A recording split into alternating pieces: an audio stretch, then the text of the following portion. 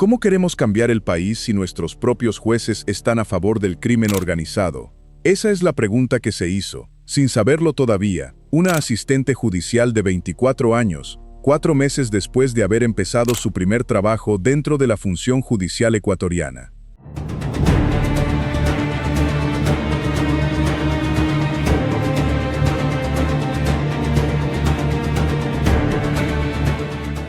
Bienvenido a Ecuador al Límite, el canal donde exponemos todos los expedientes que el gobierno no quiere que sepas. Suscríbete al canal para mantenerte informado del país que tanto amamos y queremos de vuelta. Buenas tardes, buenas noches o buenos días, dependiendo de la hora en que nos esté acompañando. Antes de entrar en este expediente, quiero decirle algo con el corazón en la mano.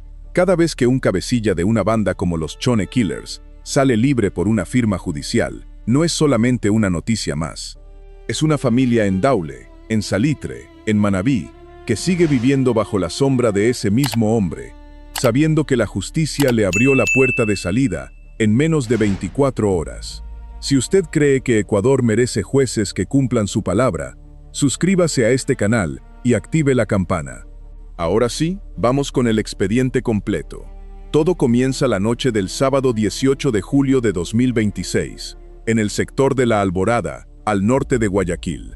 Efectivos de la Fuerza de Tarea Conjunta Guayas detienen a un hombre que en ese momento solamente parecía estar bebiendo licor en la vía pública.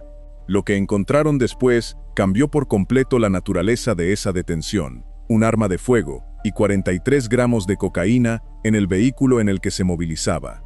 Ese hombre se llama Marcos Armando Duarte Arévalo. Usted lo va a conocer en este expediente por su alias Pan de Piña, también registrado en reportes de inteligencia como el Matón de Daule.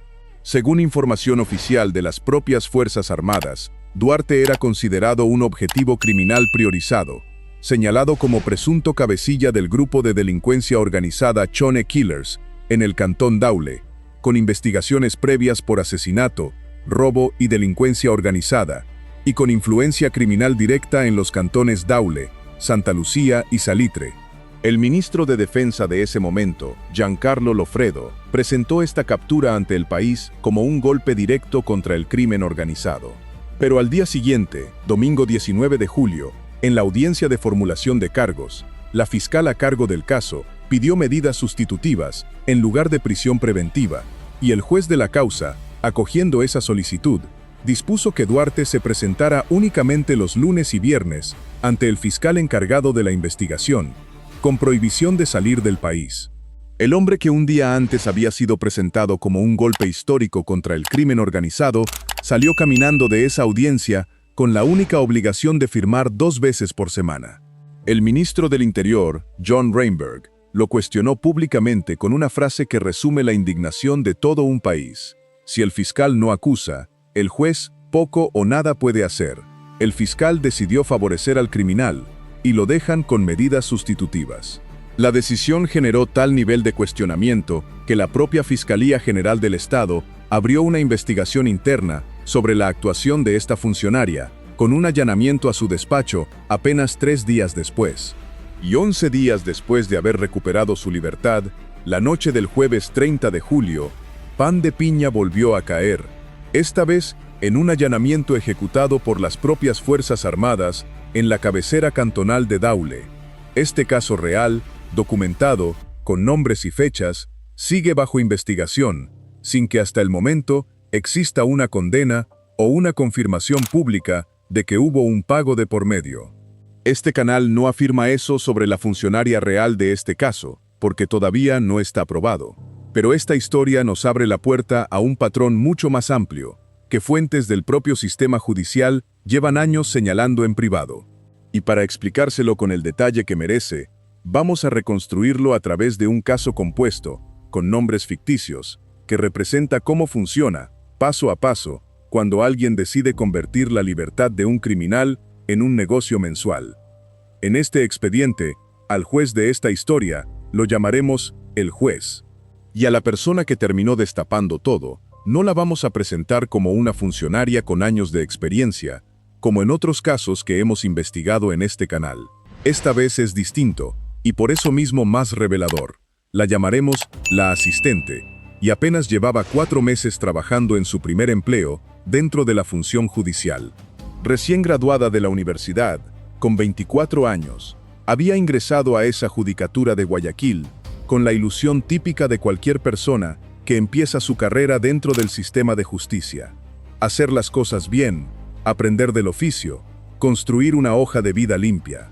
Nadie le advirtió, en sus primeras semanas, que el despacho donde trabajaba tenía un patrón de resoluciones que se repetía con una regularidad que a cualquier persona con más experiencia le habría hecho sospechar de inmediato. A ella, precisamente por su falta de experiencia, le tomó más tiempo notarlo. Y esa misma inexperiencia, paradójicamente, terminaría siendo su mejor cualidad para no darse cuenta demasiado tarde ni demasiado involucrada de lo que estaba pasando frente a sus ojos. El juez llevaba 14 años en la función judicial, la mayoría de ellos en unidades penales de Guayaquil, rotando entre distintas judicaturas de flagrancia y garantías penales. Tenía fama, entre abogados de la ciudad, de ser estricto, casi temido, en casos de delitos comunes, robo, hurto, violencia intrafamiliar. Esa reputación, construida durante más de una década, era precisamente su mejor camuflaje. Nadie sospecha de quien parece duro con el delito común. Todo cambió, según reconstruye este expediente a partir del patrón identificado en investigaciones similares dentro del sistema judicial ecuatoriano, cuando el juez fue asignado a una judicatura que conocía casos de flagrancia vinculados a organizaciones de delincuencia organizada en el cantón Daule y sus alrededores, la misma zona de influencia que, como vimos en el caso real de Pan de Piña, corresponde al territorio de los Chone Killers. Fue en ese periodo cuando, según el patrón reconstruido, un abogado externo, presentado como defensor privado de varios procesados, empezó a acercarse al juez con una propuesta que no llegó de golpe, sino de forma gradual, casi como una conversación entre colegas. La propuesta inicial no fue un soborno directo por un caso específico, fue algo mucho más inteligente y por eso mismo más difícil de detectar. Una mensualidad fija, entregada en efectivo, a cambio de que, cuando llegaran a su despacho casos de cabecillas o mandos medios de esta organización criminal, el juez aplicara con generosidad las mismas herramientas legales que cualquier abogado defensor puede invocar de forma legítima: arraigo laboral, arraigo familiar, ausencia de peligro de fuga, principio de inocencia. Ninguna de esas figuras es, en sí misma, ilegal. El delito no estaba en la herramienta jurídica utilizada, estaba en la intención sistemática detrás de cada resolución. Durante casi 2 años, según esta reconstrucción, el juez liberó, con distintas fórmulas de medidas sustitutivas, a al menos 7 cabecillas o mandos medios vinculados a estructuras armadas de la zona de Daule y Salitre. Ninguno de esos casos, por separado, generó el mismo nivel de escándalo público que sí generó la liberación real de Pan de Piña, precisamente porque el juez tenía el cuidado de no liberar siempre al mismo tipo de perfil, alternando entre casos de menor perfil mediático y, ocasionalmente, algún caso de mayor exposición, calculando con precisión el riesgo de que la prensa conectara los puntos. Fue apenas en su segunda semana de trabajo cuando la asistente escuchó, por primera vez, un comentario que en su momento no le pareció más que una broma pesada entre compañeros de oficina. Un secretario judicial con más años en el puesto, mientras archivaban expedientes juntos, le dijo, medio en broma, medio en serio, que en esa judicatura los cabecillas grandes casi siempre salían con firma, y que ya nadie se sorprendía de eso. Ella, nueva, sin marco de referencia todavía para saber qué era normal y qué no, dentro de un despacho judicial, simplemente asintió y siguió archivando, sin darle mayor peso a la frase. Con el paso de las semanas, sin embargo, empezó a notar algo que ni siquiera sabía cómo nombrar todavía. Una sensación de incomodidad cada vez que redactaba, siguiendo instrucciones del juez, resoluciones que otorgaban medidas sustitutivas en casos donde, a su parecer de recién graduada, la gravedad de los hechos parecía justificar algo más severo. No tenía la experiencia para comparar esos casos con años de jurisprudencia, pero tenía algo que, en este tipo de historias, termina pesando más que la experiencia: sentido común y la honestidad de no fingir que algo raro no le parecía raro. Quiero pedirle un momento de su atención antes de continuar, Piense en las familias de Daule, de Salitre, de Santa Lucía, que ven cómo, una y otra vez, los mismos nombres, los mismos rostros, vuelven a caminar libres por sus calles. Y piense también en esta joven de 24 años, en su primer trabajo, empezando a notar que algo no encajaba, sin saber todavía si eso significaba jugarse su propia carrera. Si esta historia le está llegando, suscríbase a este canal y active la campana, para que sigamos destapando estos patrones con la seriedad que la gente de estos cantones merece. El momento que cambió todo para la asistente llegó un viernes por la tarde, casi al finalizar su cuarto mes en el puesto, cuando el propio juez le encargó, de forma inusual, que ella personalmente entregara un sobre cerrado a un hombre que esperaba en el estacionamiento del edificio judicial, alguien que no era parte del personal ni tenía cita registrada esa tarde. El encargo, en sí mismo, no tenía nada de explícitamente sospechoso. En cualquier oficina pública circulan sobres, documentos, encargos administrativos menores. Pero algo en la instrucción del juez, la insistencia en que fuera ella y no el conserje habitual, el tono bajo con el que se lo pidió, mirando hacia los lados antes de hablar, le generó una inquietud que no pudo sacarse de la cabeza en todo el fin de semana.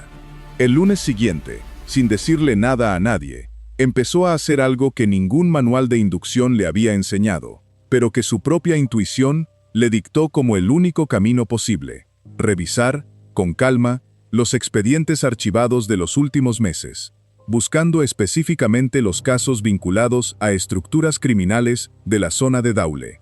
No sabía exactamente qué estaba buscando.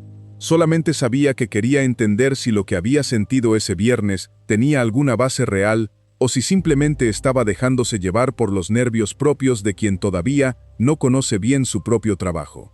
Lo que encontró, revisando expediente tras expediente durante casi 3 semanas, en sus ratos libres, sin levantar sospechas, fue un patrón que se repetía con una precisión casi matemática.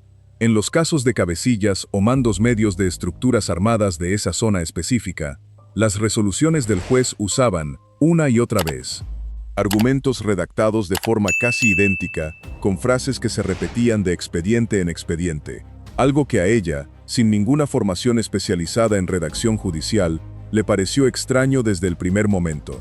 Ningún juez, redactando de forma genuina caso tras caso, repite frases enteras con esa exactitud. Encontró también algo más concreto, casi por casualidad, mientras reorganizaba una carpeta física que llevaba meses sin revisarse, una nota manuscrita, en el margen de un borrador de resolución antigua, con un monto en cifras y una fecha, que no correspondía a ninguna referencia procesal del caso que se estaba resolviendo. Al principio pensó que podía tratarse de un simple error de cálculo, o una anotación personal sin relevancia, pero la fecha de esa nota coincidía, casi al día, con la fecha de liberación de uno de los cabecillas de esa misma zona. Es momento de que usted mismo se pregunte lo mismo que se preguntó ella en ese momento.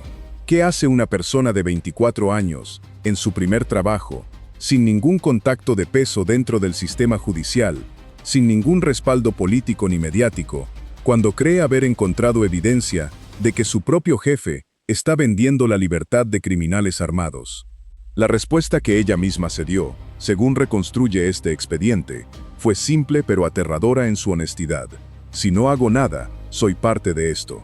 Durante casi 2 meses más, con el miedo constante de que su propio comportamiento levantara sospechas dentro de la oficina, la asistente construyó, con extrema cautela, un archivo paralelo de evidencia.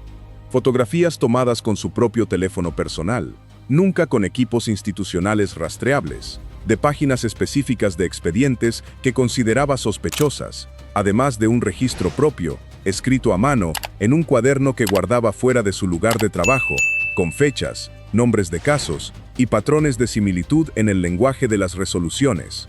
El momento más tenso de todo este proceso llegó cuando el mismo secretario judicial, que, meses atrás, le había hecho aquel comentario casual sobre las liberaciones frecuentes, la sorprendió una tarde revisando, fuera de su horario habitual, expedientes que no correspondían a ninguna tarea asignada esa semana.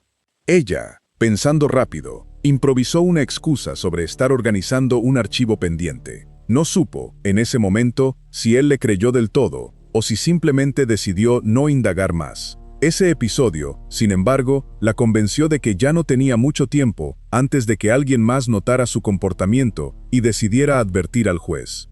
Con su archivo ya reunido, aunque todavía consciente de que era evidencia circunstancial y no una prueba definitiva por sí sola, la asistente tomó la decisión más difícil de toda su corta carrera: entregar, de forma anónima, su documentación a la Unidad de Control Disciplinario del Consejo de la Judicatura, el organismo encargado de investigar precisamente este tipo de irregularidades dentro de la función judicial. Lo hizo sin firmar nada con su nombre real, usando una dirección de correo electrónico creada específicamente para esa denuncia, consciente de que revelar su identidad podía costarle no solamente su primer trabajo, sino, si sus sospechas resultaban ciertas sobre la magnitud real de lo que había descubierto, ponerla en la mira de una estructura criminal armada con capacidad de intimidación real en esa misma ciudad donde ella también vivía con su familia. Este tipo de denuncias internas, según ha reconocido públicamente el propio Consejo de la Judicatura en distintos informes de gestión, representan hoy una de las principales fuentes de apertura de procesos disciplinarios contra jueces y fiscales del país, precisamente porque son los propios funcionarios de apoyo, muchas veces los más jóvenes, los menos protegidos dentro de la jerarquía institucional, quienes ven de cerca el día a día de cada despacho y terminan teniendo, sin buscarlo, la evidencia más valiosa para detectar patrones que ninguna auditoría externa lograría identificar con la misma claridad. ¿Qué le pasó finalmente a ese juez una vez que el Consejo de la Judicatura recibió la denuncia anónima? La Unidad de Control Disciplinario, según el patrón que suelen seguir este tipo de investigaciones dentro de nuestro sistema judicial, no actuó de inmediato con un allanamiento espectacular. Actuó, primero, con algo mucho más silencioso y mucho más peligroso para cualquier funcionario corrupto: una auditoría interna de expedientes, solicitada bajo el argumento rutinario de una revisión de cumplimiento de plazos procesales, sin que el propio juez supiera que esa auditoría había nacido de una denuncia específica sobre su propio despacho. Durante casi 3 meses, un equipo técnico del Consejo de la Judicatura revisó, expediente por expediente, cada resolución de medidas sustitutivas emitida por el juez en los últimos 2 años, cruzando esos datos con los registros de capturas posteriores de esas mismas personas, el mismo tipo de patrón que en el caso real de Pan de Piña se hizo evidente en apenas 11 días. Lo que encontraron confirmó, con creces, lo que la asistente había señalado en su denuncia anónima: de los 7 cabecillas o mandos medios liberados con medidas sustitutivas en ese periodo, 5 habían vuelto a ser capturados en delitos similares o más graves dentro de los siguientes 6 meses, un porcentaje de reincidencia que, según los propios técnicos del Consejo, superaba en más de 3 veces el promedio nacional para ese tipo de resolución judicial. Ese hallazgo estadístico, por sí solo, no probaba corrupción. Podía explicarse, en teoría, como un simple patrón de mal criterio judicial repetido, pero fue la combinación de ese dato con la evidencia física entregada por la asistente, las fotografías de los expedientes, la nota manuscrita con el monto y la fecha, y el registro cronológico de similitudes en el lenguaje de las resoluciones, lo que llevó a la Fiscalía General del Estado a solicitar, formalmente, una orden de allanamiento contra el despacho del juez y contra el domicilio del abogado externo, que según la reconstrucción de este expediente, había servido como intermediario del esquema. El allanamiento, ejecutado un martes por la mañana sin ningún aviso previo, encontró en el domicilio de ese abogado algo que terminó de cerrar el círculo de esta investigación: un cuaderno de anotaciones con montos, fechas e iniciales que coincidían, una por una, con las de los casos que la propia asistente había identificado meses antes, y una cantidad de efectivo en su vivienda que, según su declaración patrimonial oficial, no tenía ninguna forma de justificar con ingresos legales de su ejercicio profesional como defensor privado. Quiero pedirle, una vez más, un momento de su atención. Detrás de cada estadística de reincidencia criminal que usted escucha en las noticias, puede haber, como en este caso, algo mucho más oscuro que un simple fallo del sistema. Una decisión tomada, una y otra vez, a cambio de dinero. Si este tipo de investigaciones le parecen tan importantes como a nosotros, suscríbase a este canal y active la campana. para que sigamos destapando estos patrones hasta el final.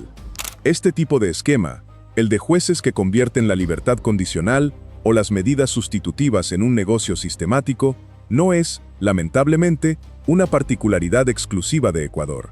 En México, la Auditoría Superior de la Federación ha documentado, en investigaciones sobre el sistema de justicia penal, casos de jueces de control vinculados a estructuras del crimen organizado que otorgaban de forma reiterada medidas cautelares no privativas de libertad a integrantes de células criminales específicas, en un patrón que la propia auditoría describió como capturas administrativas del Poder Judicial local.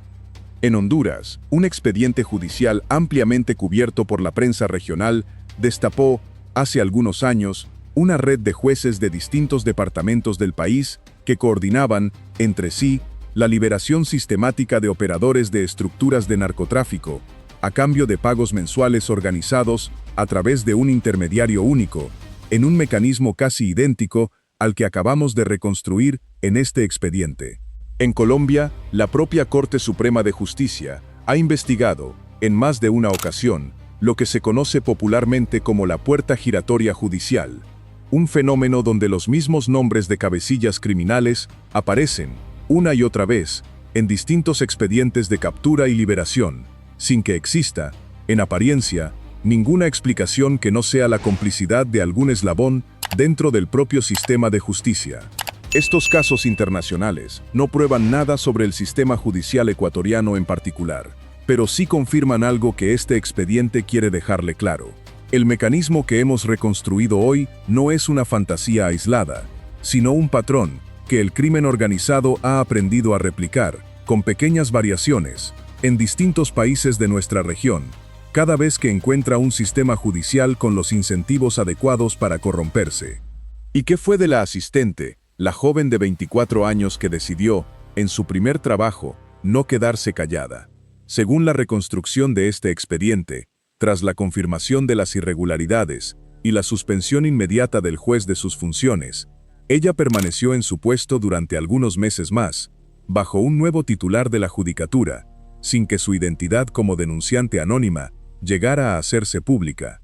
Optó, finalmente, por solicitar un traslado a otra dependencia judicial, en otra ciudad, no por miedo a represalias directas, sino, según reflexionó en algún momento con un compañero de confianza, porque sentía que necesitaba empezar de nuevo, en un lugar donde su primer recuerdo profesional no fuera el de haber tenido que decidir, con apenas 4 meses de experiencia, si debía denunciar a su propio jefe.